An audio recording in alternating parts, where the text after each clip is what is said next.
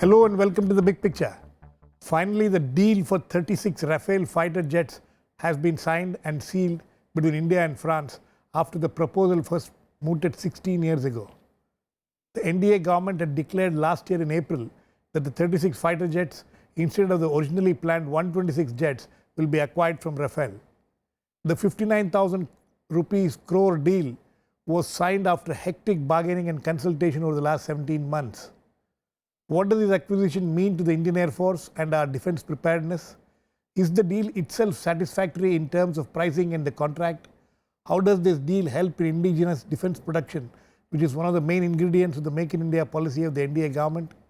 We will discuss all this today with Air Vice Marshal, retired Kapil, Mohan Guruswamy, a defense analyst, Saikat dutta, visiting fellow, Observer Research Foundation and a senior journalist, and on the phone line from Mumbai is Yogendra Narain, former Defense Secretary, Government of India. Welcome to all of you. Air Marshal Kak, you think this final deal which has been clinched is something which you're satisfied with?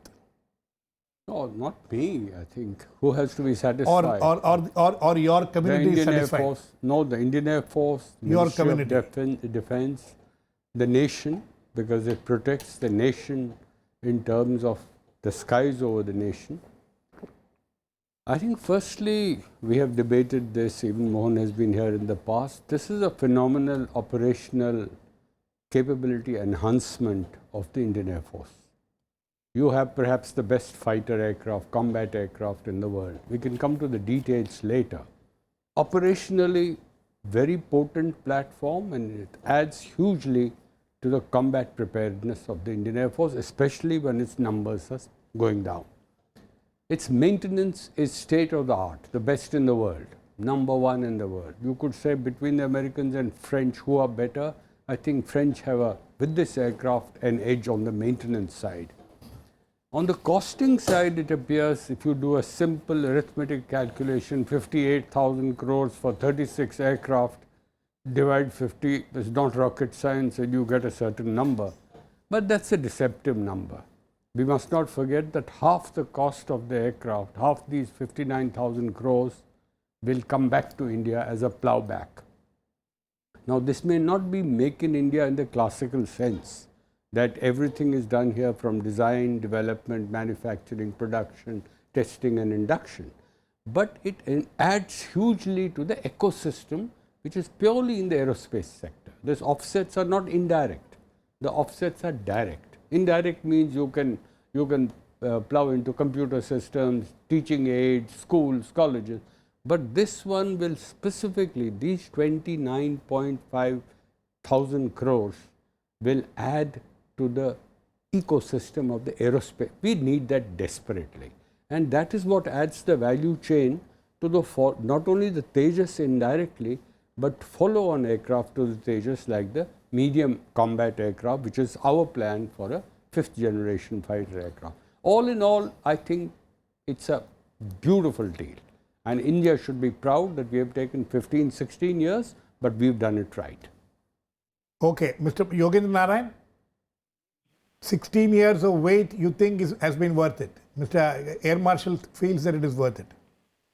It has been worth it because we had been planning this from 2002. That's when the first time the Defense Ministry proposed that 126 planes should be bought and as an addition to the Air Force fleet which existed. And it's a beginning, and this 36 fighter aircraft which we are getting are the state of the art, better than any other American or European fighter at present. And I think in this region here, we would be the leaders as far as this type of aircraft are concerned.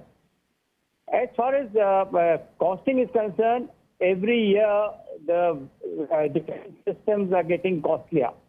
And it only necessitates the anxiety in India that we must more intensively and sincerely speed up our defense production efforts. You see, once we get this Tejas, we've got already one squadron in the Air Force, but when we get more, we'll keep on advancing the Tejas to match with the latest fighter planes. But it will take a number of years. And in this interim period, I think this has been a wonderful deal, and we should congratulate the present government for finalizing this. It was getting bogged down in negotiations earlier, and I'm glad the Prime Minister took this initiative of having a direct government-to-government contract. So there are no allegations made, and it will ensure that the planes come to our country in time, as promised. Okay. Mohan, do you agree with that? Do you think? And what about, it was originally a 126 jet fighters deal. It has come down to 36. Now there is no more, there is no clarity about what happens to the remaining 90 or whether it is needed at all. Well, there is no doubt it's a very good aircraft by all accounts. I mean, I'm not a pilot, but I've spoken to fighter pilots and, very senior officers, and they all say it's a very good aircraft. But there are questions about the cost.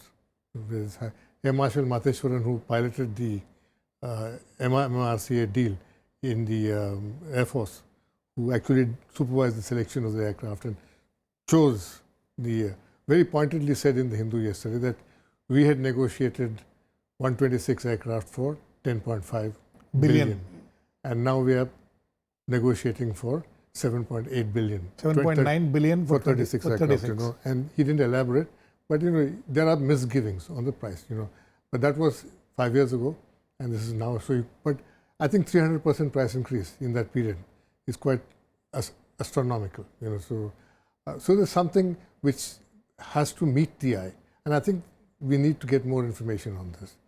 Whether the entire weapons package, normally you don't calculate the weapons package into the cost of the aircraft. Here they're giving the whole thing.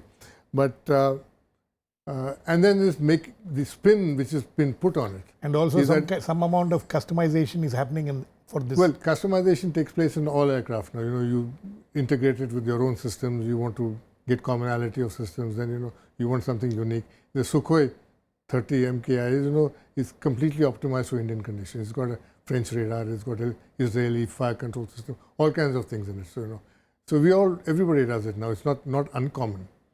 But that's got question that has resulted in the cost going up. We shouldn't get into the Bofors trap here. The Bofors trap is a top class gun.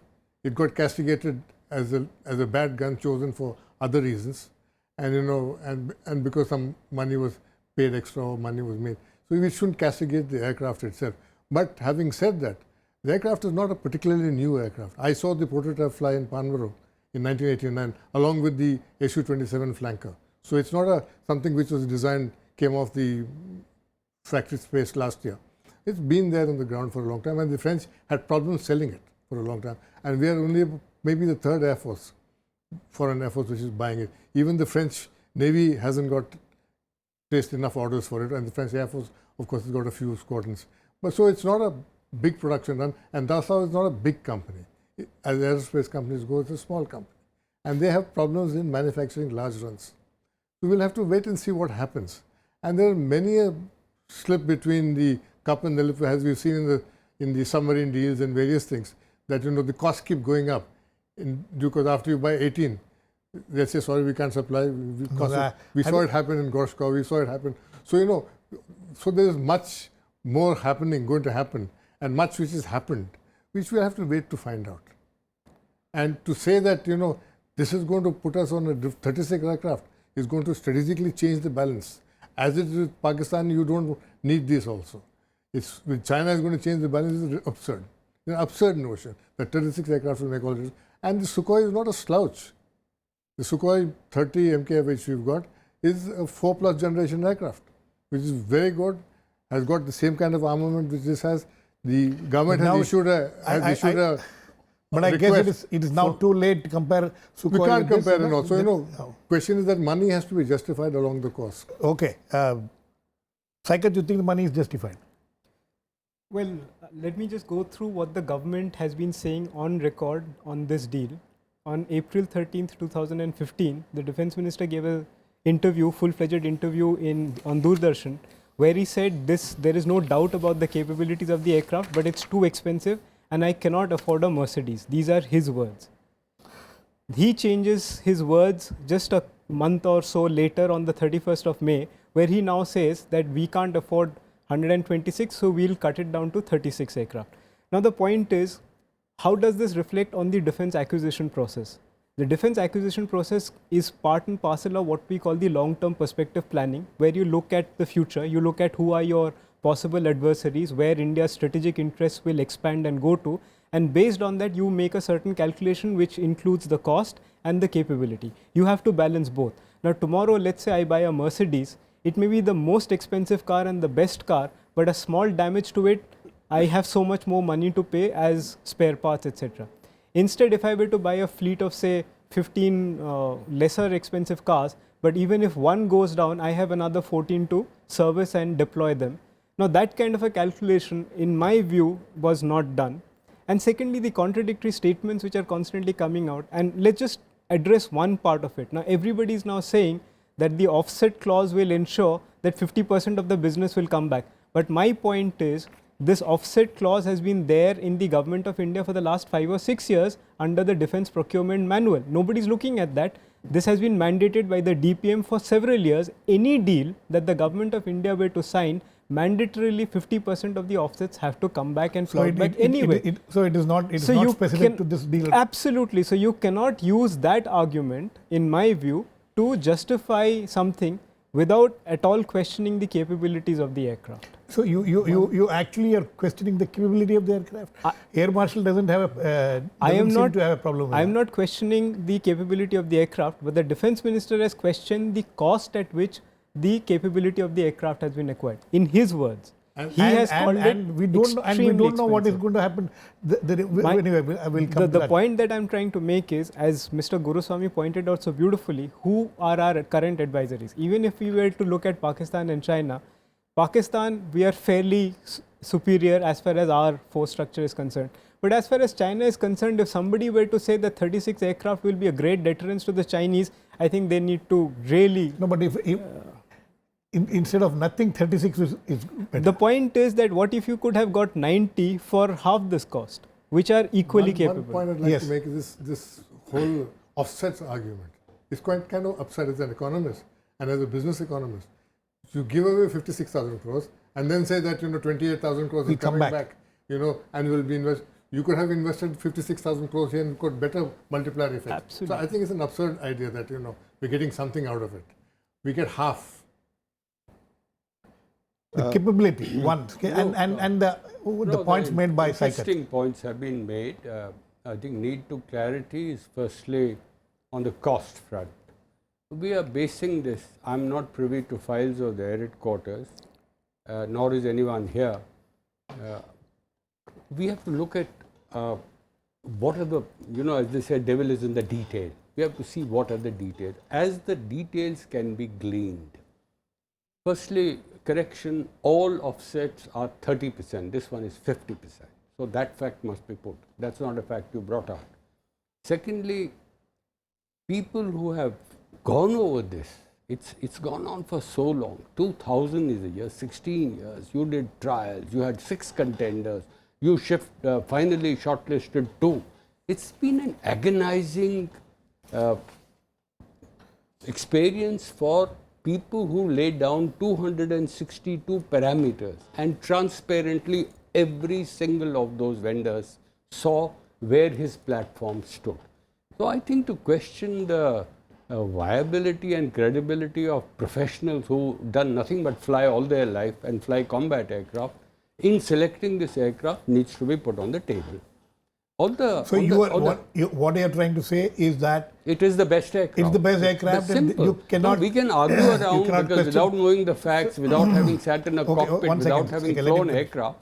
You see, the beauty of this country is there are people who come not even a smelling distance of a combat aircraft. They decide what should be the combat aircraft, what is its cost, what are its parameters. Let me clarify. Why is it the best aircraft? Today, the best long-range missile that Pakistan has was supplied to it 4 years ago, 5 years ago, in 2011 by America. it changed it altered the balance. It's not a question of what will 30 aircraft do, because what that buy did, that missile buy did, we didn't have that range of a missile. When you're in a combat, today's combat is not the numbers. Today's combat is who sees first, who's able to detect the aircraft, who's able to aim at it, who's in a position to fire at it and bring it down. Whosoever does this first is the winner. Now, there is no aircraft, as far as I know, which has a missile today in the contemporary field. The Chinese don't have a 150 kilometer missile. They don't have, to my knowledge. The Pakistanis have a 50 kilometer missile, the M9. And this one is? 150 kilometers.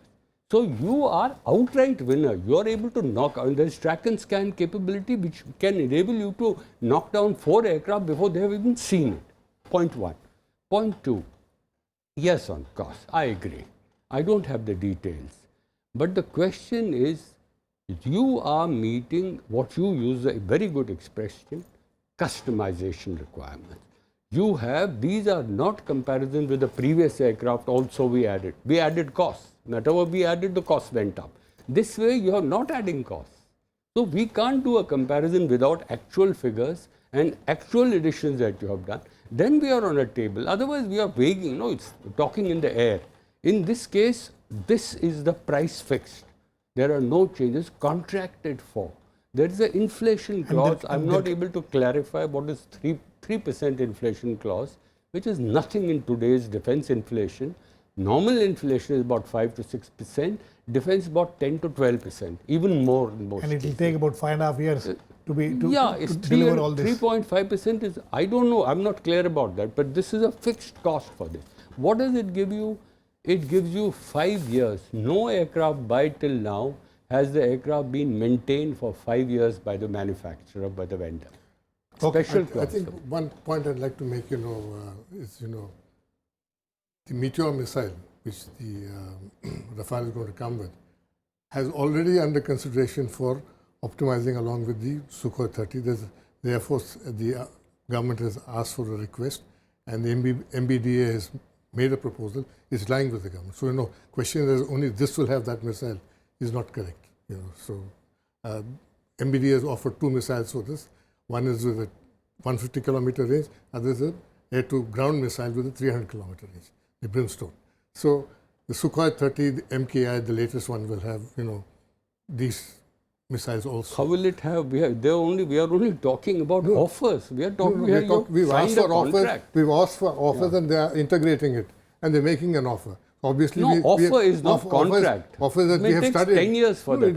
It may not take. So it may not take 10 years. Mohan, you have signed a contract. If you're buying 100 of these missiles for the Rafale, you can buy 200 of those missiles for both the aircraft. So it can be done under one contract. So you don't really have to get a fresh contract there. Okay. I know the processes also. I mean, not being a fighter pilot, but not have you. I understand. So Okay.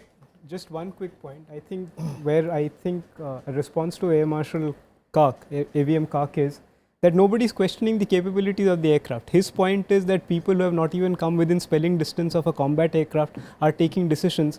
Well, sir, the defense minister. I'm not talking. Sir, the defense minister has never come within spelling distance of a combat aircraft, but he does take a decision, and so do parliamentarians, and that's how it works in a democracy. You may not like it, but that's how the bureaucrats, etc. None of them have flown a combat aircraft, but they do. But they do take. No, but you can't separate the journalists from the bureaucrats, etc. But the point is, nobody is questioning the capabilities of the aircraft. The defense minister is on record having questioned the cost at which this. No, sir, what he'll have to question the defense minister. He's bought the aircraft still, even though he has bought the aircraft, but then you see the point you have made, sir, is that professionals took a decision. Those professionals also took a decision to buy. This needs to be clarified. Sir, just let He's talking about the additional. Sir, just let me finish. Cannot sir, buy if you will all let me finish. 126. If you will please let me finish. The same professionals have also taken a decision to buy 126 of them, which has been reduced to 36. So somewhere How do you explain the defense acquisition process? That was stuck for 2 years. Sir, It's been revised after sir, the that. point is, The deal sir, was dead. the You same- know that, Why right? was that deal same, dead? same professionals took those Answer decisions. that question. The Don't same comment on professionals today. took that decision, sir. Saikat, 1 second. Deal was dead. Mr. Yogendra You Narain, pay too. the original deal was 126 aircraft. Now, we are talking only of 36. Offset clause, money will come back, we will be developing here. I don't know whether, that money which is that offset, which is going to come back, 29,000 crores or whatever is going to come back, is to, put that money back into producing something indigenously. We are not clear. So, but as far as the original deal is concerned, that 126, that is dead, isn't it? The remaining 90 is no more being discussed. Mr. Narain? I think we lost him. Air Marshal, that is dead? Yeah. 120, 90 is dead? See, the question is the cost that we are talking about, the 126 is not contracted cost. Let us make a differentiation between a contracted cost and an estimated cost. This is an estimated cost. And What are you trying? You are Excuse trying me. to say that it was 10 point odd billion dollars was the estimated cost. We It did could- not come how- to negotiation Okay. stage. What When you could have negotiate- been the negotiation 12.5. cost? I'm not 10%, sure. 20% more? 12.5 was on the table I do not for know. negotiation. Therefore, one finds it extremely difficult to fathom. How's the cost gone up? There, the point is valid. That Sir, we that don't is know how- let us leave that. Let us leave the cost aside. Yeah. We are saying the 126. I remember But I when think- we had discussed this same problem in the last year. I think twice or thrice we have discussed. You have said Indian Air Force is woefully lacking in strength and it needs more squadrons. That's Now you have about 32 squadrons. You need actually 42 squadrons should have been That's there. right. 45. And now with this 36 aircraft, another two squadrons. If it helps, may I suggest that the best part of this contract is having put it away, Defence Minister Parikar and Prime Minister Narendra Modi are all set to look at the follow-on contract, not with the Rafale, but in the words of the Chief of Air Staff, Rafale-like platform. And what is the Rafale-like platform? Let me finish. Acceptance of necessity for a single-seater and a double-seater platform in terms of a comparative figure of where you will arrive at with strategic partners. This is a choice, again, government to government, strategic partners for an estimate of between 70 to 90 aircraft. I don't know which range From finally where? they will settle on. There are 6 vendors who bid in Including this. the F-16 Americans? F-16, the Lockheed Martin is one. You have the Boeing with the F-18. You have the Eurofighter. You have the Swedish Saab Gripen. Now, out of this, they will select an aircraft. I don't know one. Preferred choice people are saying is Gripen because far cheaper, and it will perhaps add up further to the shortfall that has arisen because we haven't met up the 126 aircraft. That is the pathway I see ahead. When the defense minister has said that we can't afford it, from where will no, the defense ministers keep changing their statements. He is now committed to adding the number of aircraft which the yes, chief Mohan. has been insisted on. Otherwise, you are indeed, as Yogendra Narain rightly said, he talked about Tejas. He counted a squadron of Tejas has already been in the Air Force. There are 2 aircraft sitting in Bangalore with a nameplate around as called 15 Squadron of the Air. They are not flying. They are doing general handling. You can't put them in Adampur. By the time you get the... Hold on, let me... No, sir, we are running out of time. I'm sorry. One sorry. point I'd like to make is Take 10 the years for the Tejas timeline to on come. this. It's 2016 now. 36 months before the first aircraft comes, 2019. The FGFA, today I was reading, is going to be available from 2021. And this completion of the first Rafale order will be 5 years, 64 months after that. So, by then the FGFA would come. Would be a far better aircraft, far superior aircraft. No, but so we why can't are you wait. piling up No, all but these no, aircraft? Excuse we me. can't wait till then, Mr. I think, Yogendra. Mr. Narain, I was asking you this question earlier. you spoke about Tejas. You think Tejas can be some kind of a substitute for the remaining Rafale fighters which were supposed to have come? No, not at all. What I was trying to say is that once we start producing Tejas, we can introduce all the modern technology and the weapon systems which are now being developed slowly. Till today, we had no platform, no aircraft on which we could add on all these things. So I'm happy that Tejas is now, at least one squadron is ours, and then we can keep on developing it. Till we have our own platform, we'll have to depend on others. So here what I'm trying to say is that with this offset clauses, I think we have lost him. There is Saikat. Tejas. And then this offset clause, the money which is going to come is going to be put there. Or you think that, this whole Make in India thing, the private, indigenous private manufacturers coming in, how is that scene looking like? See, we have to accept one thing. Unless and until we start developing an indigenous capability, we will always be held hostage to foreign arms dealers and companies and foreign governments. So therefore, and as Mr. And Guruswamy, our politicians. And our politicians. So as Mr. Guruswamy has... That is unavoidable. But that said, as Mr. Guruswamy has perfectly pointed out, that today, instead of 58,000 crores coming back to the indigenous industry, half of it will be coming back to the indigenous industry.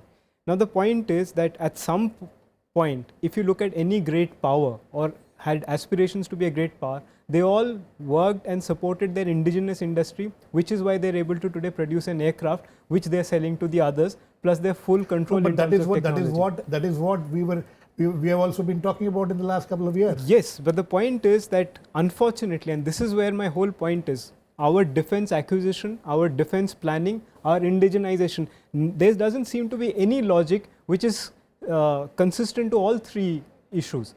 Our acquisitions are driven by some logic, our indigenization is driven by a completely different logic, and our defense purchases are driven by a completely different logic, and there seems to be no consistency in this.